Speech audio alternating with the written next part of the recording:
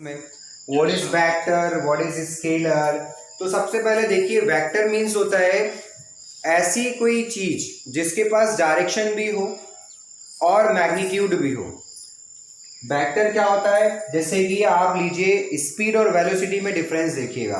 What is velocity, क्या होती है भाई वेलोसिटी? वेलोसिटी स्पीड ही होती है, इसके साथ बस डायरेक्शन होती है कि वेलोसिटी में हम बताते हैं आपको कहाँ से कहाँ जाना है, ईस्ट टू वेस्ट जाना है, वेस्ट टू नॉर्थ जाना है, कहाँ जाना है। और स्पीड में क्या बोलते हैं, बस आप तो गाड़ी चलाओ, खींचो खींचो, वो क्या है आपकी स्पीड है, यानी वो स्केलर क्वांटिटी है, उसमें डायरेक्शन नहीं है। लेकिन एक स्पीड को डायरेक्शन दे दी जाए तो स्पीड वेलोसिटी बन जाती है और उसे बोलते हैं हम लोग इस वेक्टर बोलने लग जाते हैं। ठीक है, तो वेक्टर में दो इंपॉर्टेंट चीजें होती है, एक तो क्या है बेटा मैग्नीट्यूड, और दूसरा क्या होता है आपका डायरेक्शन।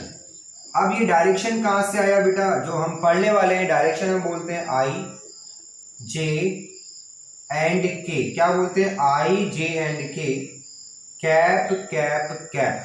ये देखिए ये यूनिट वेक्टर्स होते हैं, ध्यान दीजिए, धीरे धीरे आगे बढ़ेगा। आई जे के क्या होते हैं? यूनिट वेक्टर्स होते हैं बेटा। अभी सब पढ़ेंगे टाइप्स ऑफ वेक्टर, फलाना ढिमकाना। आई जे के आर यूनिट वेक्टर्स, कैप लगा के इंडिकेट करते हैं यूनिट वेक्टर को। यूनिट वेक्टर हैविंग मैग्नीट्यूड 1, इनका मैग्नीट्यूड 1 होता है। Direction same as the given vector, किसी भी वेक्टर की डायरेक्शन को जो इंडिकेट करते हैं वो ये वेक्टर्स होते हैं आई जे के, कि ये वेक्टर कहाँ जा रहा है और कहाँ नहीं जा रहा है। बात समझ में आ रही है आपको? जैसे मैं बोलता हूँ ये मार्कर है, या आपका कोई पेन ले लो, जो आपके पास पेन होता है उस पेन के अंदर रिफिल है, वो रिफिल किसका काम करती है? उस वेक्टर के लिए यूनिट वेक्टर का काम करती है। पेन ऐसे जाएगा तो यूनिट वेक्टर उसके साथ जाएगा, पेन ऐसे जाएगा तो यूनिट वेक्टर उसके साथ जाएगा, जहां जहां पेन जाएगा वहां वहां यूनिट वेक्टर जाएगा। या फिर मैं ऐसे बोलता हूँ कि जो यूनिट वेक्टर होता है वो पेन की डायरेक्शन को इंडिकेट करता है। क्या पेन बिना रिफिल के डिफाइन हो सकता है? बोले सर, नीरज बोल रहा है सर मैंने रिफिल निकाल के रख दिया, अब बताओ कहाँ है यूनिट वेक्टर। अरे ये तो एक हिडन बात होती है कि यूनिट वेक्टर एक ऐसा वेक्टर होता है जो गिवन वेक्टर की डायरेक्शन को इंडिकेट करता है। तो ये दो जगह हो सकता है, या तो उसके अंदर हो सकता है या उसके पैरेलल हो सकता है।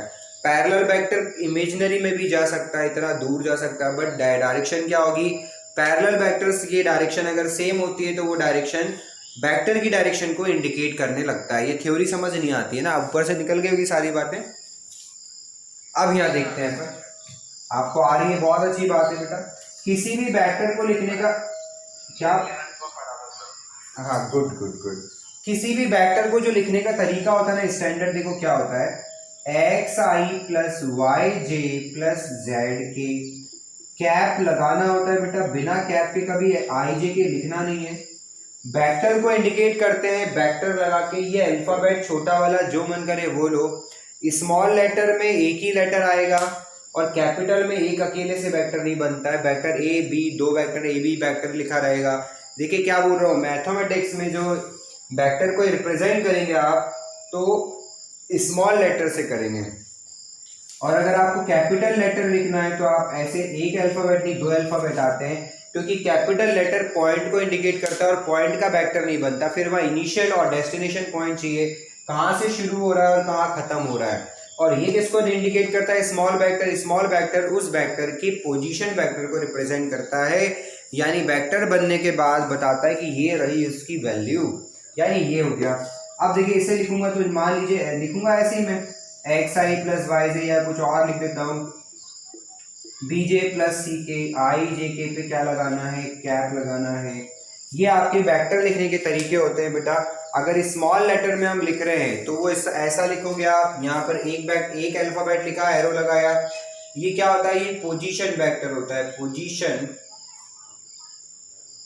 वेक्टर। और ये क्या होते हैं बेटा? ये वेक्टर है, ए बी मिलके पोजीशन बन गया, लेकिन अकेला कैपिटल ए पोजीशन नहीं था, अकेला कैपिटल भी पोजीशन नहीं था। ये इनिशियल पॉइंट टू डेस्टिनेशन है, यहाँ से स्टार्ट करके यहाँ तक हम जा रहे हैं, उसमें बात कर रहे हैं अपन। अब आप समझते हैं ये आई जे के कहाँ से आए और होते क्या है। कोई भी बात जो, हाँ यार पागल बनाता है राजीव, देखिएगा ध्यान से, और इसे थोड़ा टेढ़ा कर देता हूँ। देखिए ये है एक्स एक्सिस, ये है वाई एक्सिस, ये है जेड एक्सिस। जरूरी नहीं है कि यही एक्स है, आप यहाँ वाई बनाओ, यहाँ एक्स बनाओ, वहाँ आप कुछ भी बनाओ, ठीक है। लेकिन एक बात होती है, अगर कोई चीज़ एक बार फिक्स करके पढ़ते हैं ना तो बाकी चीज़ों में कन्फ्यूज़न नहीं होता। कहीं एक बार यहाँ बना लिया, किसी क्वेश्चन में वहाँ बना लिया, किसी में यहाँ बना लिया, और खुद ही कन्फ्यूज हो जाएंगे फिर अपन। ऐसा नहीं करना। देखिए ये तीनों जहाँ एक्सेस मिलते हैं उसे हम क्या बोलते हैं, ऑरिजिन बोलते हैं। ये 3D में चलाएंगे, ध्यान रखिएगा। जो 10th चैप्टर वेक्टर है वो अगले चैप्टर का बेसिक चैप्टर है। अगर आपको वेक्टर नहीं आता तो अगला जो 10 नंबर का चैप्टर 3D है, सेकेंड बुक का सबसे इंपॉर्टेंट चैप्टर बोलते हैं 3D को, और फर्स्ट बुक का सबसे इंपॉर्टेंट चैप्टर बोलते हैं 6th चैप्टर को, ठीक है। इंटीग्रेशन कोई हार्ड नहीं है, इंटीग्रेशन छोटा, वो लगता है कि हार्ड नहीं है, वो स्कोरिंग है, आसान है, स्कोरिंग है। टाइम पे पढ़ लो, रेगुलर पढ़ लो, इंटीग्रेशन जैसी आसान चीज कुछ नहीं है। जरा देखिएगा क्या होता है बेटा। अब एक्स एक्सिस की डायरेक्शन को जो रिप्रेजेंट करता है वो क्या होता है आपका, आई होता है। जेड एक्सिस वाई एक्सिस की रिप्रेजेंटेशन जो करेगा वो क्या होगा, जे कैप होगा। और जेड एक्सिस को जो करेगा वो क्या होगा बेटा, के कैप होगा, ओके। कोई भी दो वेक्टर है, मान लीजिए ये दो वेक्टर है, एक ए है एक बी है। ए के कोऑर्डिनेट दिए सपोज x1 y1 z1, और बी के कोऑर्डिनेट्स दिए x2 y2 z2, ये इसके कोऑर्डिनेट्स दिए हैं। अब आपको बोला है कि ए बी वेक्टर बना के बताइए। देखिए क्या पूछा है आपसे, ए बी वेक्टर बना के बताइए। तो तरीका समझिए क्या होगा। ए बी वेक्टर बनाने का तरीका होता है O B vector minus O ए वेक्टर, यानी दो पॉइंट से वेक्टर बनाना हम सीख रहे हैं कि बाद वाले में से पहले वाले वेक्टर को क्या करते हैं, माइनस करते हैं। क्यों करते हैं, रीजन समझिएगा भाई। पॉइंट की पोजीशन, हर चीज की एक पोजीशन डिफाइन होती है।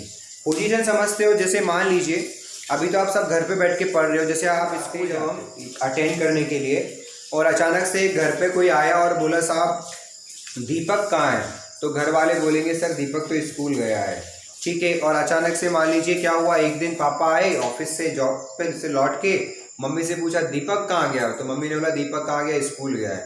पापा को रिलैक्स हो गया, तसल्ली हो गई। लेकिन पापा ने पूछा दीपक कहाँ गया है, और मम्मी बोलती है वो तो हुल्लुल्लू गया है, तो वहाँ गड़बड़ हो गई। कैसे गड़बड़ हो गई समझिएगा।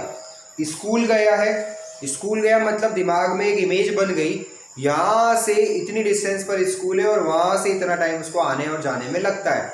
यानी वो तसल्ली है कि स्कूल गया है तो 2 बजे स्कूल खत्म होगा, 2:10 पे खत्म होगा, 2:20 तक 2:30 तक वो घर आ जाएगा, यानी 2:30 बजे तक तो टेंशन खत्म हो गई उन लोगों की। लेकिन मम्मी ने क्या बोल दिया, दीपक कहाँ गया, दीपक हुल्लुल्लू गया है भाई।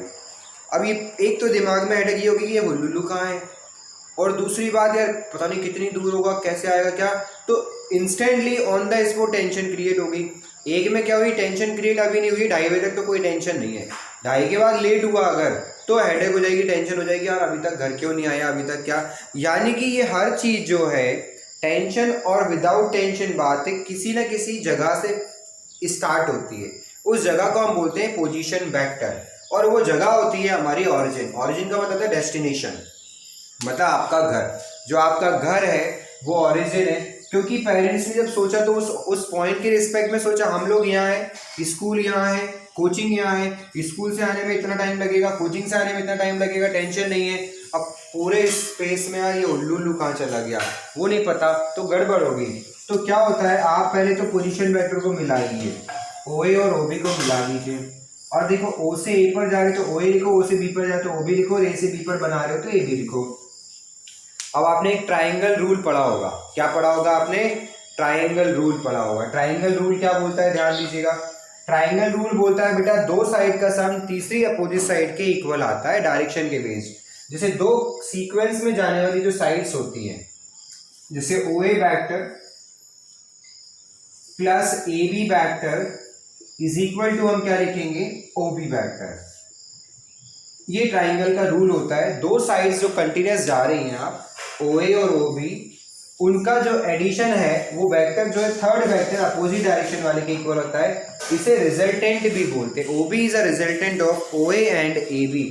अच्छा, ऐसा नहीं कि ये रिजल्टेंट ओ बी रट्टा मार दिया, अगर ए यहाँ लिखा है बी यहाँ लिखा है तो ओ ए, मतलब दो साइड का जो सम तीसरी साइड होता है उसे रिजल्टेंट बोलते हैं।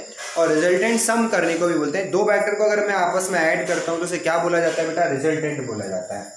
अब मुझे तो क्या निकालना है, मुझे तो ए बी वेक्टर निकालना है, तो ए बी वेक्टर में कैसे निकालूंगा, OB vector minus OA vector करके मैं क्या निकालूंगा, AB निकालूंगा।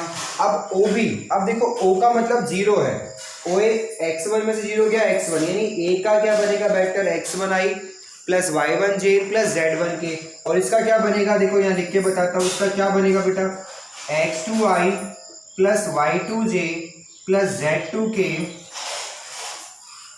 माइनस OA को आप क्या लिखोगे x1i y1j z1k, और इस पर क्या लगा दिए टोपी बना दीजिए।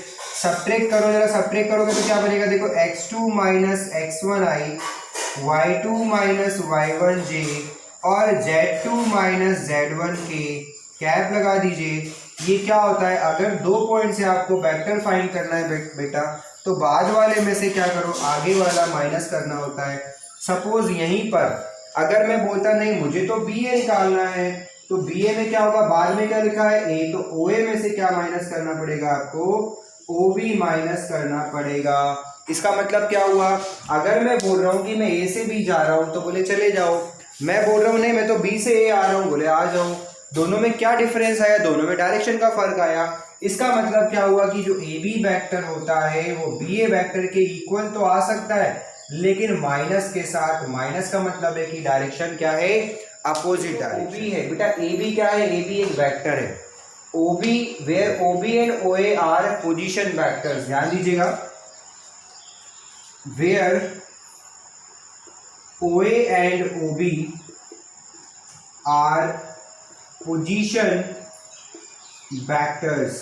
पोजीशन वेक्टर होते हैं जो A और B की पोजीशन को डिफाइन करते हैं। A की पोजीशन को डिफाइन किसने किया, OA ने। B की पोजीशन को डिफाइन किसने किया, OB ने। तो OB and OA are position vectors and AB is a vector. AB एक सिंपल सा क्या है, वेक्टर है। अब इस इक्वेशन में देखो मैं आपको बहुत सारी चीजें सिखाने वाला हूँ। ये जो लिखा हुआ है इसमें किसी को कोई प्रॉब्लम है, 2 चीजें पूछी जाती है। एक तो आपसे पूछते हैं कि भाई स्केलर कंपोनेंट्स बताइए, MCQ का क्वेश्चन आ गया। स्केलर कंपोनेंट्स क्या बोलोगे आप, क्या बोलेंगे answer, x2 minus x1 y2 minus y1 and z2 minus z1। ये सब क्या है बेटा, स्केलर कंपोनेंट है। What is scalar component, coefficient of i j k are called scalar components. और अगर आपसे पूछा जाता है वेक्टर कंपोनेंट्स बताइए, क्या पूछा जा रहा है, वेक्टर कंपोनेंट्स बताइए। तो देखिए वेक्टर कंपोनेंट्स किसको बोलते हैं, x2 minus x1 i cap, y2 minus y1 j cap and z2 minus z1 k cap. Vector component का मतलब होता है कि मैग्नीट्यूड के साथ डायरेक्शन वाले टर्म आए, मैग्नीट्यूड के साथ डायरेक्शन का टर्म, मैग्नीट्यूड के साथ डायरेक्शन का टर्म अगर आता है तो उसे क्या बोलते हैं बेटा, वेक्टर कंपोनेंट। यानी वेक्टर कंपोनेंट में पूरा टर्म आना चाहिए और स्केलर कंपोनेंट में आई जे के छोड़ के जो आ रहा है वो आना चाहिए। जैसे फॉर एग्जांपल आप लेते हैं, एग्जांपल समझे तो देखिए जरा, एक कोई वेक्टर है, ए वेक्टर है, मैंने कहा 5i minus 2j plus 3k है। सबसे पहला मेरा टॉपिक है स्केलर कंपोनेंट बताइए। स्केलर कंपोनेंट क्या आंसर दोगे आप लोग, 5 माइनस 2 और लास्ट वाला 3। फिर हम बात करते हैं वेक्टर कंपोनेंट बताइए।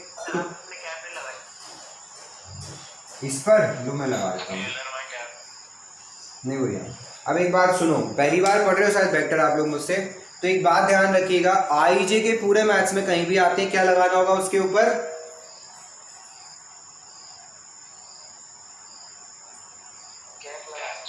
लेकिन आगे जैसे से आगे बढ़ते जाएंगे, जैसे जैसे हम आगे बढ़ते जाएंगे मैं कैप लगाना बंद करता जाऊंगा, मैं कैप नहीं लगाऊंगा।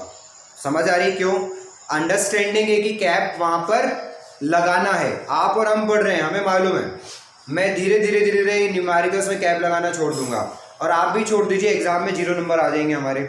आप लगाने की हैबिट डालना तो नंबर पूरे आ जाएंगे।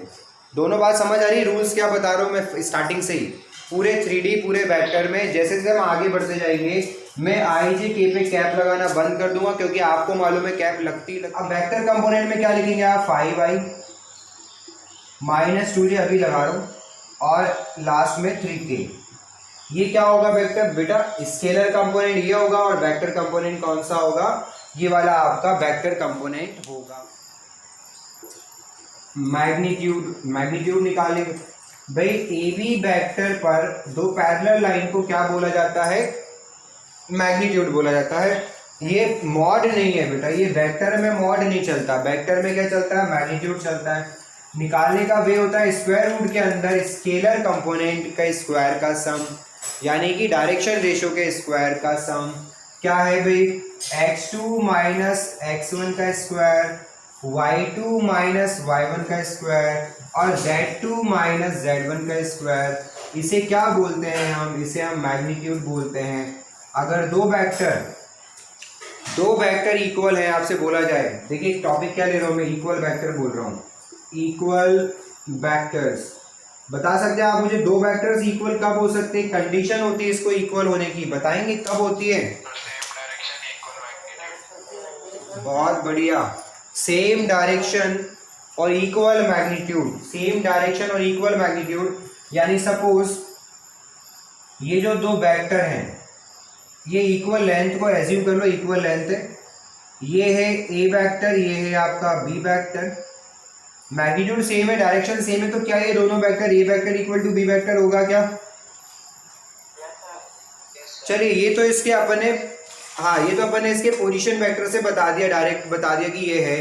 लेकिन अगर मुझे आप बताइए वेक्टर आईजे के फॉर्म में आता है तब क्या कंपलसरी कंडीशंस होती है? कंपलसरी कंडीशन होती है बेटा उनके डायरेक्शन रेशियोज सेम होने चाहिए। पहली बात क्या होना चाहिए? डायरेक्शन रेशियोज सेम होने चाहिए और उनका मैग्नीट्यूड भी क्या होना चाहिए? इक्वल होना चाहिए। डायरेक्शन रेशियोज सेम मतलब आई का कोफिशिएंट आई के इक्वल होना चाहिए, वाई का कोफिशिएंट वाई के इक्वल होना चाहिए, जेड का कोफिशिएंट जेड के इक्वल होना चाहिए। तो देखिए जरा एक एग्जांपल उठाता हूं जो एग्जाम में पूछा जाता है। 2x plus 1i minus 3 minus Y J plus 5k is equal to 4i plus 2j plus 5k।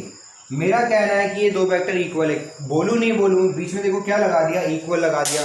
दोनों तरफ इक्वल चीजें तब होती है जब वो वाकई में इक्वल है। तो यानी ये दो इक्वल वेक्टर्स दे रखे हैं, बोला find the value of X and Y.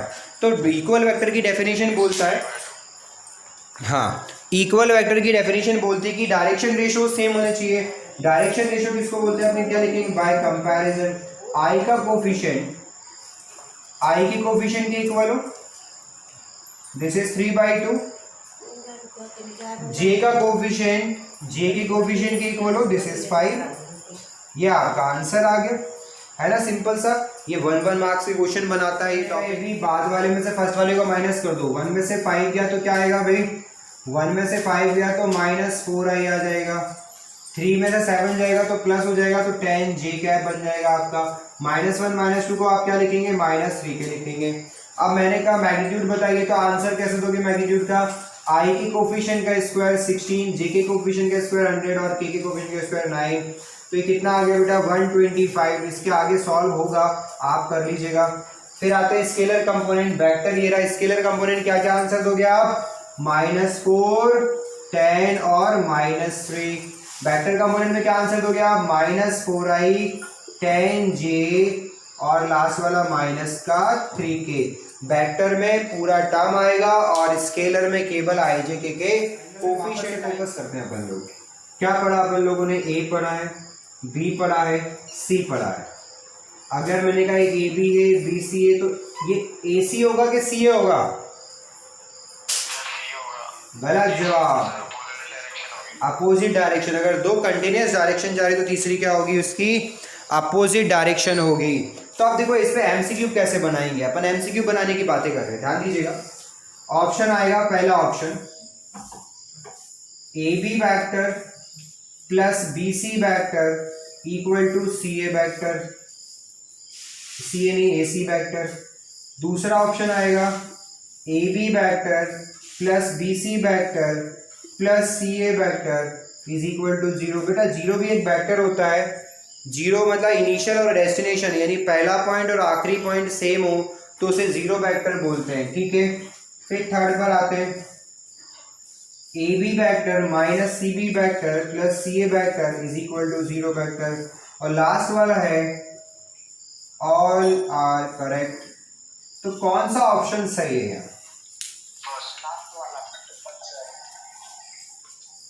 आपने अभी आधे घंटे से वेक्टर चल रहा है, आपने क्या किया, मजाक कर दिए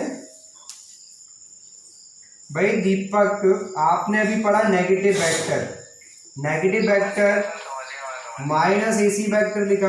अब AC को CA करूंगा तो साइन तो चेंज हो गई ना, AB vector plus BC vector plus CA vector, और जीरो पर जीरो नहीं, जीरो वेक्टर लिखो, क्योंकि तीन वेक्टर का सम वेक्टर आएगा, भले वो जीरो होगा तो जीरो वेक्टर होगा। तो ये देखो सेकेंड भी सही है, और थर्ड क्यों सही है, अरे BC को CB लिखूंगा तो माइनस लगाऊंगा। तो ये NDA का क्वेश्चन था, ऑल आर करेक्ट, जल्दबाजी वाला पहला कर गया। टाइप्स ऑफ वेक्टर, ये